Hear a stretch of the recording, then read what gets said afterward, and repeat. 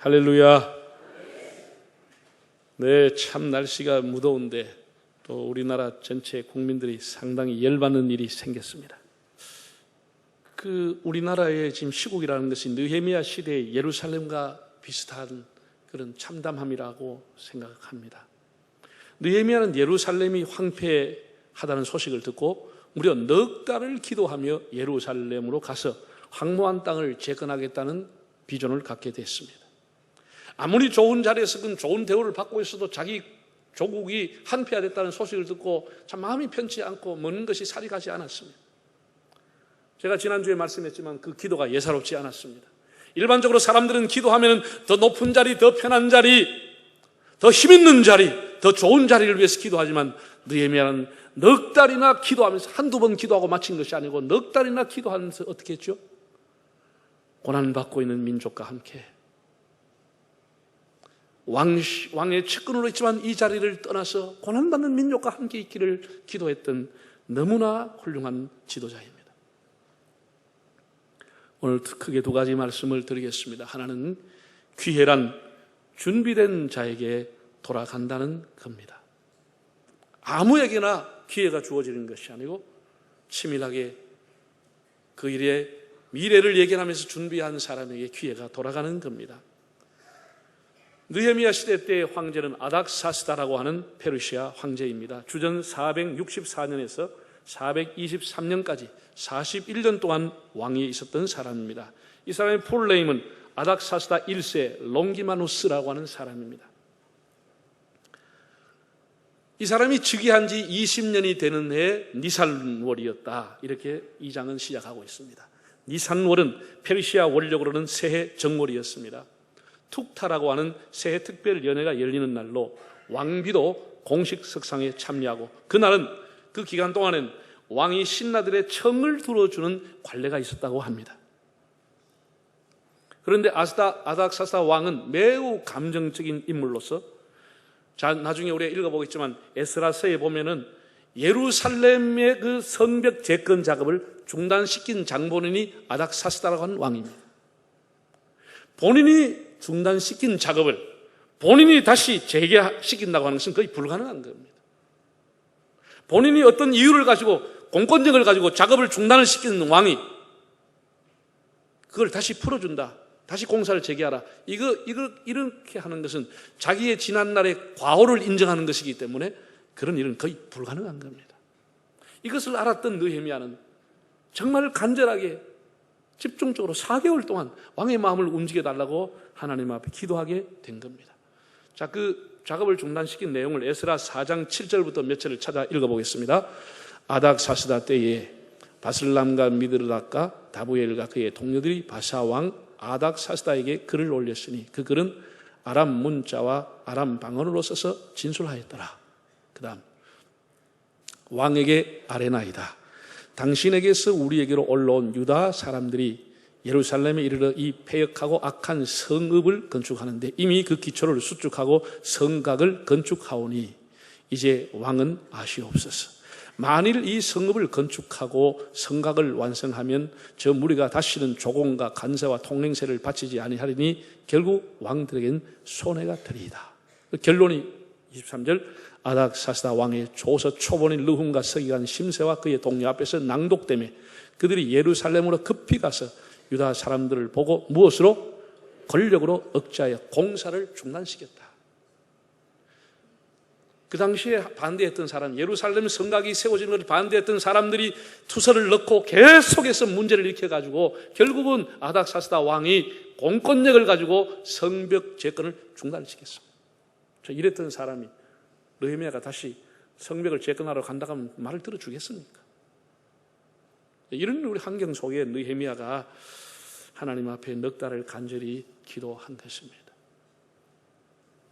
느헤미야는 이제 그런 행사 기간에 아마 공식 행사가 끝났는지 성경에 보면 왕비가 곁에 앉았더라 하는 거 보니 왕과 왕비가 둘레가 이제 집안의 일을 가지고 담소를 했는지 모르지만 그때 주한상이 올려지고 그때 느헤미야가 그게 아마 자리한 것 같습니다. 참 느헤미야는 사람이 우리가 성경에 보면 진실하고 정직했습니다. 진실하고 정직하다고 해서 능력이 있는 건 아닙니다. 거기에 지혜가 있을 때 열매가 맺혀지는 겁니다. 사람은 지혜로워야 되는 거예요. 느헤미야가 넉 달을 기도하면서 왕에게 말할 기회를 찾고 있었습니다. 그 기회가 온 겁니다. 여러분, 세상을 다스리는 왕이라고 하는 사람도 한 사람에 불과합니다. 그것도 자기 옆에 마누라가 있습니다. 자, 마누라 앉혀놓고 인색하게 말할 수 있습니까? 통 크게 나와야 안 되겠습니까? 이게 왕이 혼자 있을 때 무슨 건의하면 안 돼 라고 하지만 옆에 마누라 떡 앉아 있는데 이렇게 청하면 그래 뭐 그렇게 하라고 막 이렇게 마음이 좋아지는 게 사람입니다. 뭐 잘 모르는 모양인데 일단 일반적으로 그렇습니다. 그 왕비와 같이 있었던 이 기회를, 뭔가 사람이 너그러워지는 그런 기회를 느헤미야가 포착을 한 겁니다. 그리고 마침 왕이 물었습니다. 너 요즘 얼굴이 왜 그래 안 좋냐? 뭐 걱정거리 있냐? 이랬더니 참 느헤미야가 말하는 것은, 느헤미야가 지금 하고 싶은 얘기가 뭐죠? 빨리 예루살렘에 가서 성곽을 수축하는 겁니다. 이게 1차 목적입니다. 그런데 그 말 하지 않습니다. 그래 하면 어떻게 돼요? 전에 내가 하지 마라 그랬는데 뭘 또 그런 쓸데없는 얘기를 하라, 이렇게 단번에 끝나버립니다. 한 칼에 끝나버립니다. 그러니까 이 사람은 그렇게 말하지 않고 참 왕의 마음을 움직일 수 있는 말을 하는 거예요. 이게 지혜라고 하는 거예요. 제 조상의 묘실이 다 파헤쳐져 있다는 소식을 들으니까 제가 어떻게 근심이 없겠습니까? 이렇게 얘기한 거예요. 제 조상들의 묘실이 다 파헤쳐져 있다는 소식을 들었습니다. 여러분, 우리나라 조선조 시대 때도 왕들이 가장 귀하게 여긴 행사 중에 하나가 왕과 왕비의 사주가 있는 종묘에 가서 행사하는 일입니다.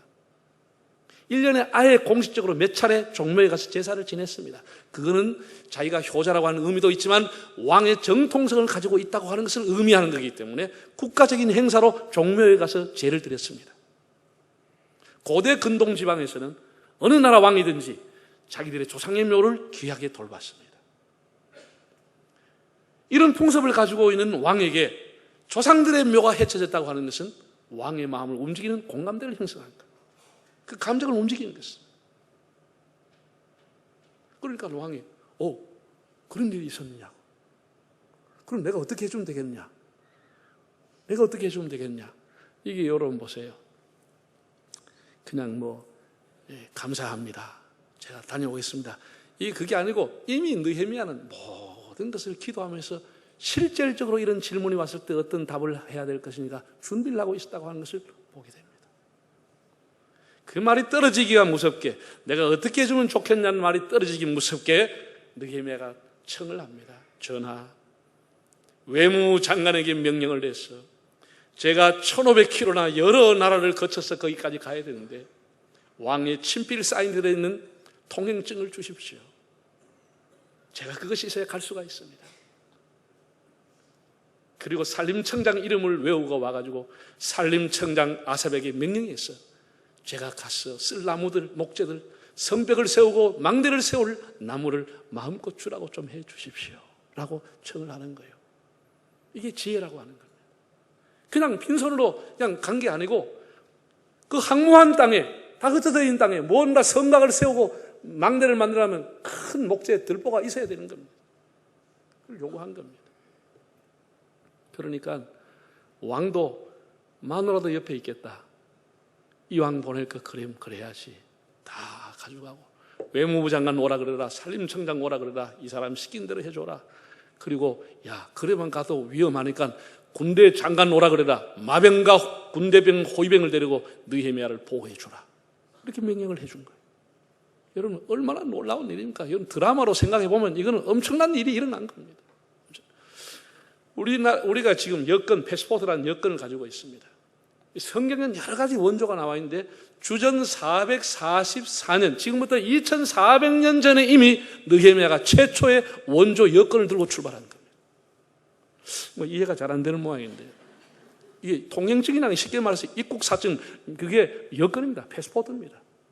그래서 왕의 친서가 들어간 여권을 들고 출발한 겁니다.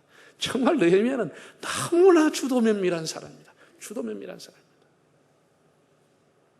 느헤미야가 하는 일행을 벌써 정보가 새 나가면 가로막을 수 있는 사람들이 있다고 하는 걸 눈치챈 그가 왕의 친서를 요구하게 된 겁니다. 그래서 이 입국 사증 비자를 가지고 출발하는 겁니다. 너무 대단한 사람입니다. 사람이 그래서 다시 말하지만 참 정직하고 진실하다고 하는 것만 가지고 일이 되는 게 아니고 기회를 잡을 줄 아는 이 준비성, 지혜, 타이밍, 이것을 잡을 줄 아는 그것이 중요한 겁니다.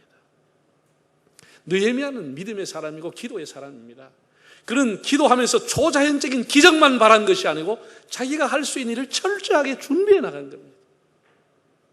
기도만 한 사람이 아니고 기도하면서 준비했다고 하는 겁니다. 그래서 예루살렘 재건이라고 하는 큰 프로젝트를 실제적으로 무엇이 필요하고 뭘 해야 될 것인가를 준비한 것입니다. 그래서 그 성곽을 세우는 것을 중단시켰던 왕의 마음을 바꾸어서 가게끔 허락을 하고 군대를 붙여주는, 그렇게 해서 유대 총독으로 임명을 받고 예루살렘으로 가게 됩니다. 우리가 무슨 일을 맡았든지 어떤 일을 하려든지 이렇게 준비라고 하는 것은 아주 중요한 겁니다.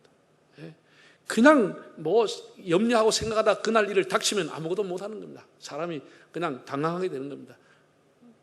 다 준비하고 예상하고 이렇게 해가지고 그 날을 맞이하고 그 시간을 맞이하면 훨씬 더 위험이 줄어들 수가 있고 더 실수가 줄어들 수가 있는 겁니다. 제가 여러분에게 늘 말씀하지만 미래는 누구의 것이라고요?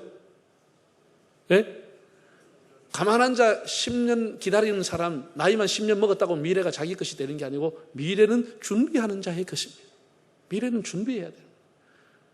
여러분이 10년 후를 복되게 살려면 10년을 준비해야 되는 겁니다. 여러분이 노후를 복되게 보내려고 하면 지금부터 노후를 준비해야 되지 그냥 덜컥 80 왔다 그렇다고 노후가 뭐 밝아지는 게 아닙니다. 밝아지는 게 아닙니다. 준비하는 사람입니다. 준비. 기도와 함께 준비했던 느헤미야가 큰 역사를 이루는 출발점을 맞이하게 됩니다. 두 번째, 유대인들을 끝까지 괴롭히고 느헤미야를 끝까지 괴롭히는 사람 앞으로 이름이 나오는데 산발락과 도비아라는 이 사람입니다. 그러면 느헤미야가 온다는 소식을 듣고 이를 반대하는 산발락과 도비아의 반응이 뭐였느냐? 10절에 이렇게 본문에 기록하고 있습니다. 읽어볼까요? 호론 사람 산발락과 종이었던 암몬 사람 도비아가 이스라엘 자손을 흥망하게 하려는 사람이 왔다 함을 듣고 심히 근심하더라. 이스라엘 자손을 뭐하게 하려는 사람? 이게 누구지요? 이스라엘 흥망하게 하려는 사람이 누굽니까? 느헤미야예요. 느헤미야에 대해서 그들이 평가하기를 뭐라 그러냐? 이스라엘을 흥왕케 하려고 하는 사람이 왔다라는 거예요. 이스라엘을 번영시킬 사람. 히브리어로 흥왕이란 토브라는 단어는 좋은, 선한 그런 의미를 갖고 있기도 하고 명사로 쓰면 번영, 복지 그런 단어를 뜻입니다. 이스라엘을 번영시킬 사람이 왔다라는 거예요. 그래서 심히 근심했다라는 거예요. 여러분, 악한 무리들이, 못된 짓을 하는 무리들이 있는데 여러분이 갔다는 소식을 듣고 와, 친구 왔네 이러면 곤란한 거죠. 와, 골 때리네. 이 사람 오면 일이 안 되겠는데 이렇게 악한 일을 계획하는 사람 앞에 갔을 때 그 사람이 근심할 수 있는 사람이 돼야 되지. 못된 일을 계획한 사람이 와, 동지가 왔네 이러면 골 때리는 겁니다. 악한 일을 도모하던 산발락과 도비아가 느헤미야가 온다는 소식을 듣고 근심을 하게 됐다. 왜? 이스라엘을 단결시키고 중흥시키고 재건시킬 사람이 왔기 때문에. 지금까지 이들은 성벽이 없는 예루살렘에 마음대로 드나들면서 탈레반의 수괴 노릇을 했습니다. 낮이든 밤이든 원하는 곳에 가서 그냥 수탈해 가고 빼앗고 했던데 이제 느헤미야라고 하는 사람이 와서 성벽이 수축되고 나면 이제 자기들이 팔레스타인에서 입지가 좁아질 뿐 아니라 쫓겨날 판이었습니다. 그러니 근심할 수밖에 없죠. 이스라엘을 흥왕케 하는 자가 왔도다. 여러분, 애굽의 바로라고 하는 왕은 감옥에서 나오는 30살밖에 안 되는 요셉을 보면서 그의 말을 듣고 그의 지혜를 들으면서 흉년의 때에 나라를 흥왕케 할 거라고 생각하고 그에게 국무총리직을 맡겼습니다. 요셉은 바로 왕의 신임을 받고 그의 믿음대로 중동 지역에 흉년이 들었을 때 애굽을 흥왕케 했던 사람이 되었습니다. 지난주에 일터 사역자 느헤미야에 대해서 말씀을 드렸습니다. 왕궁이라고 하는 일터, 그의 직업 최악의 장소였고 하나님을 섬기는 사람이 근방에 하나도 없었지만은 느헤미야는 꿋꿋하게 자기 일터에서 하나님을 섬겼던 사람입니다. 일터를 흥왕케 했던 사람입니다. 우리나라의 전태용 씨, 김승교 씨, 양인평 씨 등등 이런 분들 다 양인평 씨 같은 분은 부산에서 고등법원장을 했습니다. 또 지방검사장 혹은 법무부 장관 이런 것을 했던 분들인데 국정원장 이런 분들이 자기가 임기 중에 자기가 기관장으로 부임한 그곳에 가서 기독교 신우회를 조직하고 기독교를 흥왕케 하려고 헌신했던 분들입니다. 너무나 귀한 사람들입니다. 그분들이 직장 신우회를 와서 만들고 거기에 늘 참석하고 공직에 있으면서 주일날을 이용해서 최대한 성시야 운동, 지역의 복음화 운동 그리고 홀리클럽 이런 것을 만들어서 우리 한국 사회가 교회가 일터에서 많은 그리스도의 빛을 발할 수 있는 선한 영향력을 끼쳤던 사람들입니다. 어떤 이념을 가지고 목사들을 공격하거나 책망하지 않고 성시야 운동에 이들이 앞장을 쓰면서 사람들을 북돋우며 용기를 줬다고 하는 것은 정말 너무나 귀한 일들입니다. 현재 우리 한국교회는 라오디게아 교회처럼 부유하여 부족함이 없는 것 같지만은 영적으로 아주 공고하고 가난한 상태에 있습니다. 우리에게 다시 흥왕케 하는 사람, 다시 한번 우리에게 영적인 활기를 주는 사람이 필요한 시대입니다. 여러분 사람을 보면 그 사람을 이 부서에 보내면 이 부서가 살고 저 부서에 보내도 저 부서가 사는 사람이 있습니다. 그래서 연말이 되면 그 사람을 서로 데려가려고 하는 거예요. 가봤자 별 볼 일 없는 사람도 있는 겁니다. 우리 성도들이 여러분이 교회 안에뿐 아니라 밖에 직장에서도 어디에 가든지 그 직장과 여러분의 터전을 흥왕케 하는 삶을 사시기를 바랍니다. 업무의 실적이 올라가고 팀이 단합이 되고 술 문화가 건전한 문화로 바뀌어지고 이렇게 흥왕케 하는 사람, 흥왕케 하는 사람. 우리나라의 근대 역사를 보면은